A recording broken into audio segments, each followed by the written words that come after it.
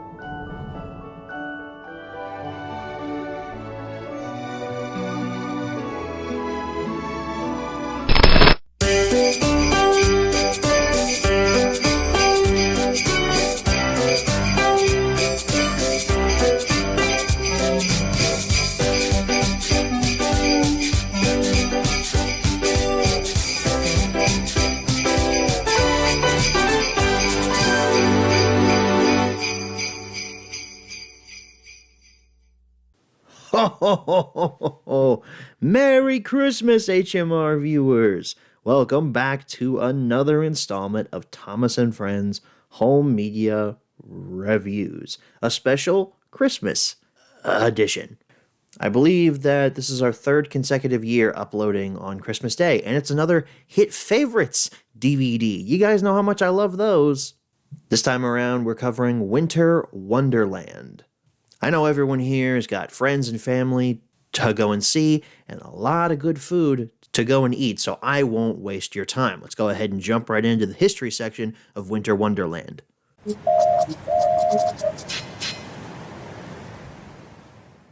There won't be a lot of time wasting here for this history section, because as far as I can tell, Winter Wonderland was released once on November 20th, 2007. That's according to the one wiki page that I was able to find on this thing.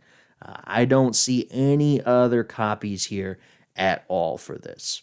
Could have been available in an obscure 2-pack like Snow Days and Frosty Friends, but I don't see any information about it here on this wiki page. So let's jump right into the close-up of Winter Wonderland.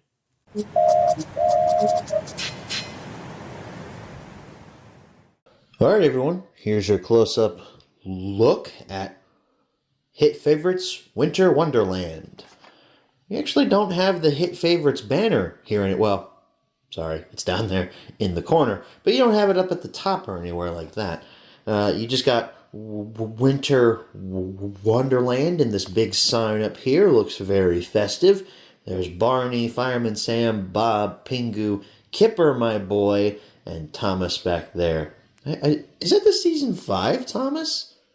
Well, that's like an older Thomas model. I don't think that's from like the newer seasons. That's kind of cool. And then, of course, there's the Hit Favorites logo down there at the bottom with the little page flipped up there. They're in some sort of a Christmas tree lot. It's a very festive front cover. I like it a lot. the spine, hit logo, the releases logo, portrait of all the characters taken from the front, distributed by 20th Century Fox. The back features a barcode, the same title logo from the front, a little blurb about the release. Literally, it's a little blurb. There's not much information here about what's on here, but you do have some screenshots from the Bob the Builder and Barney episodes. And then there are your episodes listed down there. And there's legal jargon, technical specifications, all that fun stuff down there at the bottom with a bunch of company logos. Your disc is a squished up version of the poster art. And you'll notice too, the DVD case is red. Very festive for Christmas. So that wraps things up for the close-up. Let's move right along to the menu tour. Alright everyone, here's your menu tour for Winter Wonderland. I just want to go ahead and say this on the record. The opening logos, like the FBI warning that tells you don't copy this or else you're going to go to jail for 15 million years, and then the hit autoplay feature, that's all in widescreen. But you'll see here the menus in 4:3, as is every episode on this release. So that's fun. False advertising there. We got two options. We got play all and select an episode. The menu is pretty much just a cut and paste job from the front poster on the release. Let's take a look at select an episode. There's our Barney episode, Bob the Builder, Thomas episode, Pingu episode, our Kipper episode, and our Fireman Sam episode. 6 different shows get represented on this Hit Favorites release. Funny enough, there's no bonus episode on here. This is the definition of a bare bones release. But that makes the menu tour short, so let's wrap it up here and move right along and answer the 5 main questions, as always. Alright, so we're back from the close-up. Now it's time to answer the 5 main questions, as always. Number 1, where can you pick this product up? Well, you can't find it in big box retail stores. It's been over a decade since this was reprinted. It's actually coming up on its 20th anniversary in just a few years. I'm sure that's what 2027 is going to be remembered as, the year of Winter Wonderland's 20th anniversary. Not the 50th anniversary of Star Wars or anything like important like that. No. You could do what I did and find it at a thrift store, like a Peddler's Mall or a Goodwill or something like that. But if you really want a copy, Amazon's your best bet. Number 2, is this product still being printed nowadays? Come on. No. Number 3, should you pick this product up? Everyone's favorite part of these episodes are when I actually sit down and talk about the release. Because, oh boy, just like on Halloween with Trick or Treat Tales, this one starts off with the Barney episode. Go ahead and get the worst stuff out of the way first. This one has a very simple title, just called Winter. And we don't waste any time. Barney walks on screen within 10 seconds of the episode starting. They must know my thoughts on the show as a whole, and they want to get it over with as soon as I do. 2 minutes in, and guess what? A song about nothing. It's about how you know when you're cold or some stupid shit. I don't know. Do you want to know how I know when I'm cold? I feel cold. I don't need a song to explain it. I don't know what it is, but Barney music just infuriates me. It makes me feel like I want to go slam a 6-pack. At least the episode does deal with winter. That's one positive that I can give it. I don't remember much about this episode, or what the plot of it is, so why don't we go ahead and move along to Bob the Builder. Bob of the North is the episode title. Wendy has just returned from a ski vacation, and Bob is looking forward to some alone time. Seeing his friend. More so than Jim and Pam on The Office, Bob the Builder had a stellar will they, won't they romance going on here between Bob and Wendy. I wanted to ask Bob to check that roof. Hey, Farmer Pickles, I think that roof is, for lack of a better term here, why do you have Scruffy out in the cold and snow and stuff, man? Let him in the house. That's not safe at all. I'm also pretty sure that this show taught me what snowshoes are. I think this episode was on one of the VHS tapes I had growing up as a kid. I had one of the Bob the Builder Christmas VHS tapes as a kid. It broke, though, so I didn't get to watch it as much as the other one. So I feel like this episode taught me what snowshoes were at a really young age, and that tennis rackets could be used as a viable substitute. Spud almost commits vehicular manslaughter when he crashes into Scruffy's house. Chaos follows that guy wherever he goes. I'm guessing Jenny is Wendy's sister, I think is the characterization there. I don't remember it ever being said in the episode. But we finally get payoff to her asking Bob to take the skis. That's been a whole plot point throughout this entire episode, which is pretty funny. Bob gets thrown around like a puppet on the end of Lofty's crane hook. That was a fun little conclusion. I like this one. And again, it has to do with winter. That makes sense to be on a winter-themed release. The title character of Thomas and Friends Home Media Reviews shows up in the 3rd episode, Keeping Up with James. All of the engines wanted to take the presents train. Gordon certainly looks thrilled about that. He doesn't look underwhelmed at all. Why would they use that face for him? Was it trying to make him seem snobbish? Because it just makes him seem like he doesn't want anything to do with anything. Or anyone. This episode doesn't get Edward right at all, but it's a fun James-centered one. It's like seeing James from back in season 2 or 3. The big crash at the end was pretty cool, too. The crashes in this era were always full of spectacle. Here's a question, though. Why does Topham arrive on Salty? That's such a random inclusion. Salty never leaves the docks. I might have brought that up in a past HMR, because I know I've talked about this episode in the past. Not a great episode, but it had some nice visuals to it. It's always nice to see Sodor in the winter, covered in snow. Fitting that we just wrapped up the Thomas episode. There's a train going past my apartment right now, so if you hear any distortion in the microphone quality, that's what that is. Next up is Fireman Sam, Let It Snow. A point for it actually dealing with winter. And hey, thank God the ugly CGI isn't back from Trick or Treat Tales. That stuff looked just utterly disgusting. Stop motion will always win in my book, and this episode looks pretty good.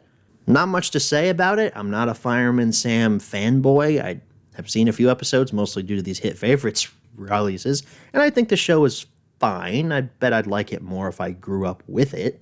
This episode seems like a fairly standard Fireman Sam story. Kid with glasses, I don't know what his name is, gets himself stuck in a snowdrift, or actually gets himself stuck in a cave during a snowstorm while trying to get a Christmas tree for the town, and then all the firemen come to save him. The end.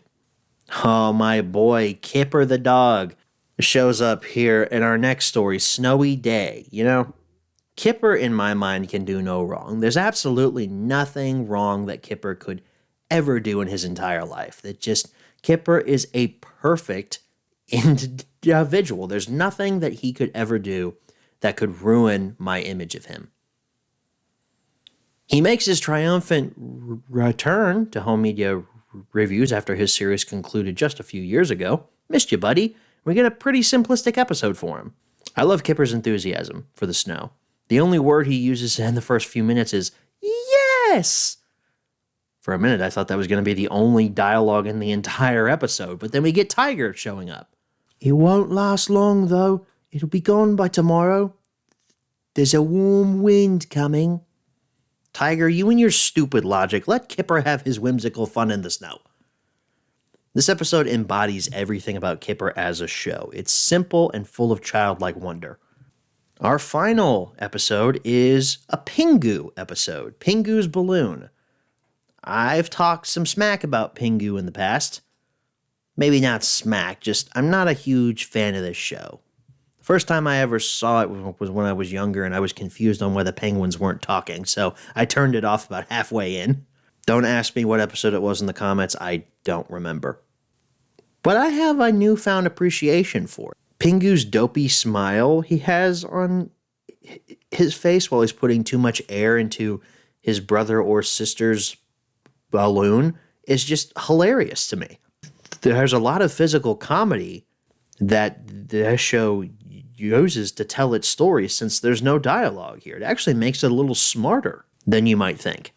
It's really creative in how it tells its very simplistic story. Someone in the comments can tell me if that was Pingu's brother or sister. I don't know. Do they have genders in this universe? Nobody speaks, and apparently their beaks are made of rubber.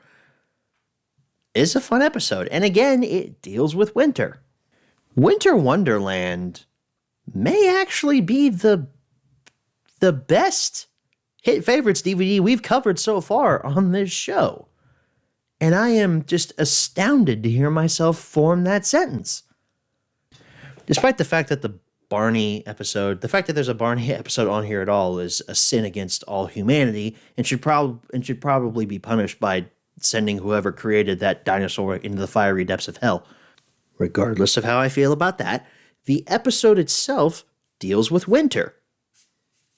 That's something you couldn't say back in like Trick or Treat Tales, where half of the episodes dealt with Halloween, the other half were just random inclusions. I don't think there's an episode on here that wasn't kind of a banger for me, or at least wasn't good in terms of hit favorites. I'm grading on a very large curve here. I think the fact that Kipper gets represented here might actually push this over to a very weak recommend.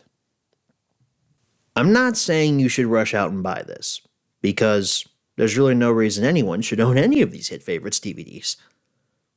Think about it. If you have the complete series of Kipper, you have Snowy Day. You don't need this Hit Favorites DVD just for that Kipper episode. And if you own like the Bob the Builder Christmas DVD, you own any of the Thomas releases, if for some godforsaken reason you own anything Barney, you don't need these. However, you're in the mood for something that deals exclusively in winter/snow themed episodes, and you're a fan of most of these franchises, you can't really go wrong with Winter Wonderland. I literally can't believe this is happening, but I think I'm going to weekly recommend Winter Wonderland. It just barely squeaks by there. Kipper saved it for me. Number 4, where should you pick this product up? Well, same answers as number 1. If you find it in a thrift store or anywhere like that. If you seek this out on Amazon, though, you might have an issue. And number 5, what price should you pay? I don't think I paid more than like $3 for my copy, and I feel like that's about all it's worth. I wouldn't be offended if you went up to $5 for it, though, especially if you were trying to complete a collection or something. Well, folks, that wraps up this home media review for Winter Wonderland on Christmas Day 2025. Someone let me know down in the comments, because I think this is the first Hit Favorites DVD I've ever recommended.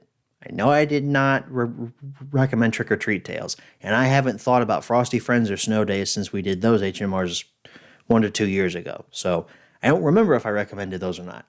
Feeling good, feeling like I'm in the Christmas spirit right now, because I let a mediocre release get by with a very weak recommendation. Like I said, I'm grading on a very huge curve when it comes to these Hit Favorites DVDs. These are nothing close to quality cinema or anything like that. So guys, when it comes to what's coming next in terms of home media reviews, I can tell you a few things. I've been cleared by the lawyers. I'm allowed to tell you these things. Thomas & Friends Home Media Reviews is coming back in 2026 for another season. Still got more stuff out there to cover from the UK and more stuff that Dan sent me. I haven't gotten through all of it.